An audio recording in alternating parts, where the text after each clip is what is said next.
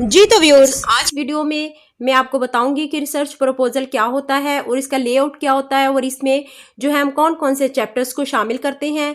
तो आपने वीडियो को पूरा देखना है ताकि आपको अच्छी तरह समझ आ जाए कि इसमें कौन कौन से चैप्टर्स हैं और उनकी क्या इंपॉर्टेंस है।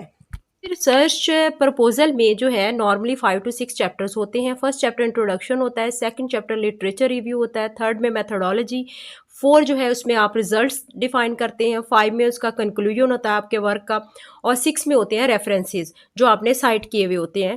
अगर आपको हमारी वीडियो अच्छी लगे तो लाइक और सब्सक्राइब कर दिया करें ताकि हर न्यू आने वाली वीडियो आप तक पहुंच सके। One thing you must remember that your proposal should be concise and clear.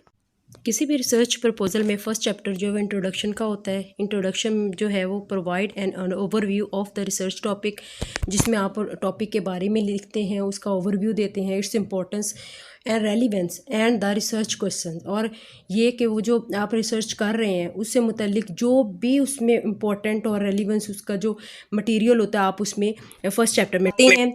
और सेकंड चैप्टर जो लिटरेचर रिव्यू का होता है जिसमें आप समराइज करते हैं अपने टॉपिक को और जो इससे प्रीवियस वर्क हो चुका है उससे। नेक्स्ट जो है वो थर्ड चैप्टर होता है जिसमें मेथोडोलॉजी होती है, जिसमें हम वो तमाम टेक्निक्स और मेथड्स जो हम यूज़ करते हैं फिर रिसर्च में उनको डिफाइन करते हैं। इसलिए जो हमारे पास फोर्थ चैप्टर होता है उसमें रिजल्ट्स होते हैं, तमाम फाइंडिंग्स जो आप किसी भी रिसर्च में या रिसर्च प्रपोजल को लिखते हुए जो आपने अब तक एक्सपेरिमेंटल थ्योरेटिकल जो भी रिजल्ट्स फाइंड आउट किए होते हैं वो इस चैप्टर में इंक्लूड करते हैं।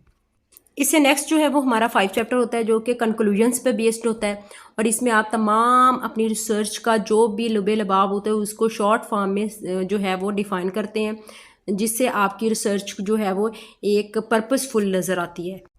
एट द लास्ट जो है वो हम रेफरेंसेस डालते हैं, वो तमाम मटेरियल जो हमने किसी ना किसी सोर्स से लिया हुआ होता है उनको इस रेफरेंसेस में साइट करते हैं, तो वो साथ साथ हम रेफरेंसेस इसमें इंक्लूड करते जाते हैं। इस तरह हमारा जो रिसर्च प्रपोजल है वो कंप्लीट हो जाता है, जिसमें जो है 5 चैप्टर्स होते हैं।